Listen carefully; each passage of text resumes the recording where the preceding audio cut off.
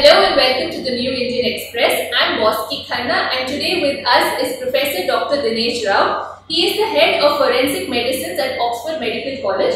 Hello doctor, welcome to our show. We have learned that you have a technique here and a method where autopsy is required to be done for people who get tested positive for COVID-19. Can you tell us a little about this as to what is this all about and why is it required? See, basically it has been a norm. I think if you analyze the history of study of the diseases of any infections are concerned, that has been explored and analyzed based only on the post-mortem examination. See, all the disease processes, what we study, for example, you take tuberculosis, or you take hepatitis, or you take even SARS infection, or even H1N1 infection. So, all these infections we are able to develop one clinical line of management based on the pathological disease process which studied only by post-mortem examination. Based on the results of post-mortem examination, the clinical management has been defined. See, at the post-mortem at the outset, in the post-mortem examination, what is more important we usually look for is cause of death. That means how the person died. See, again when we start exploring the understanding the cause of death, it is not a one-line statement. Because we need to understand what are the immediate causes, what are the antecedent causes, and what are the underlying causes. See, these three factors we need to determine once we do the post-mortem examination. Apart from this, we also need to determine the contributing factors. Are they directly responsible to the cause of death? Are they indirectly responsible to the cause of death? So, all these things can be determined only by post-mortem examinations.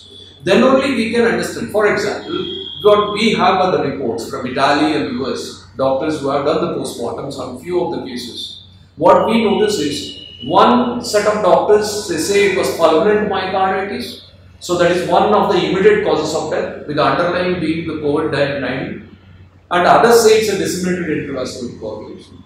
So if you ask me, because I have done the research on disseminated intravascular coagulation in autopsies, I have seen this sort of DAC effects in most of the bacterial and viral infection, but not specifically due to COVID. So likewise, we don't know what is the type of deaths in our country. So unless we don't understand what is the disease process as a result of COVID infection, what are the underlying pre-existing illness a person was suffering, did it contribute to this particular death? If we don't study in the post-mortem examination, how can we tell the clinician, or how can the clinician assume that his management is right? But so far, what are you saying? What is happening? That means, is the government going wrong? Is the health department so far going wrong in their methods of handling the cases? What is the fear there? See, one thing, what at present, what the clinicians are managing is based on the clinical evaluation of the patient. So, clinical evaluation is right based on the clinical signs and symptoms or the investigative reports. But one thing to understand the type of management in this particular thing with the clinicians to adopt it, is it right or wrong, can be understood only by the studying the disease process, that is possible only by post-mortem examination. So, I don't advocate that each and every body to be autopsy. But at least few bodies need to be autopsied to understand that the clinical line of management the doctors are adopting, is it right or wrong? Or there is another bit they can improve better by studying. So that we call it as clinico-pathologic correlation, CPC we say, clinical pathological correlation. That can happen only by the post-mortem examination plus the clinical evaluation. If all these things can put together, then only we can define the actual management of a patient due to COVID death.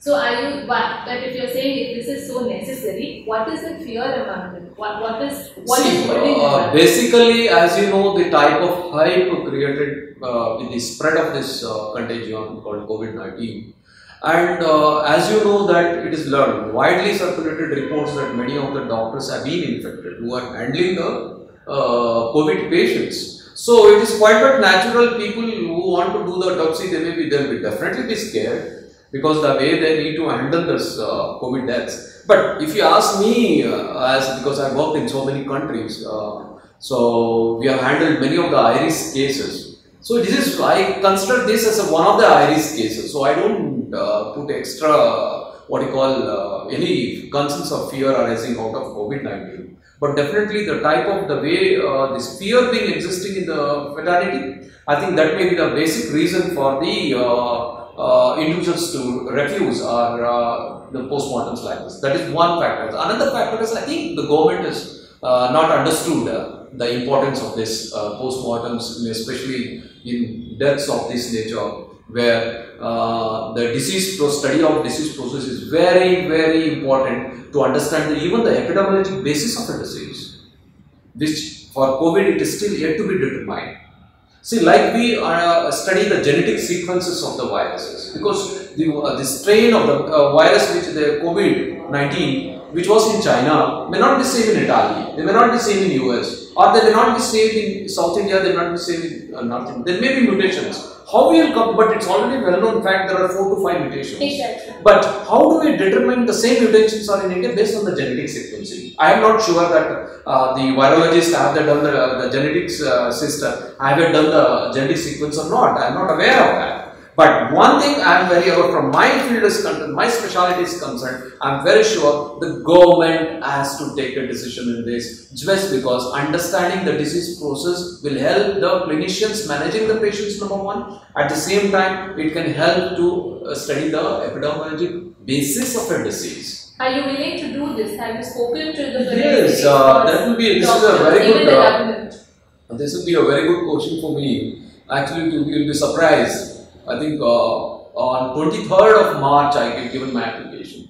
That is the day before the lockdown? Yes, of course, before the lockdown. I have given my application, a proposal with volunteering to conduct a post-mortem examination on COVID deaths. To whom? To the Chief Minister and the Health Secretary. What did they say? And it is so disappointing that I need to receive a positive response from them, and honestly speaking, there is no response from them. But are they also scared similarly? Like, see, the actual scare has to come from the person who is willing to do, not the person who is permitting for this. So I'm wondering, I don't know, because I have been working and I worked as a director in one of the Jamaican. I was the director with the Minister of National Security. I was the chief forensic pathologist. But we were to liaison with the US and the Canadian and the England. But we never had this sort of response. But here I definitely see that it was totally disappointing to tell that there's absolutely no response. No, maybe they are still assessing the proposal. Possible. Yes, possible. That is another possibility. They also have a team of health experts. Have you tried contacting them, because they were the ones who suggested for lockdown? Yes, see, for me, I am not aware of any of the health experts because they are not in the public domain, which I am aware of or I know them. So basically, I know the person in charge of the state is the Chief Minister, and another in charge of this particular is the Education Minister or the Health Minister. So, like a citizen of this country and as an expert, I put my proposal and. Still waiting, as you say, possibly they may be thinking about the pros and cons, But is it like it's getting too late now? I think why we always should catch these opportunities, See, Italians did, Americans did, but Indians we are waiting yet to decide. So that is what I can tell you. Well, that is Professor Dr. Rao talking to us and telling us that autopsy is essential. As the government responds to him, we will keep you posted of the developments. Thank you, and do keep watching the New Indian Express for more updates. Have a nice day.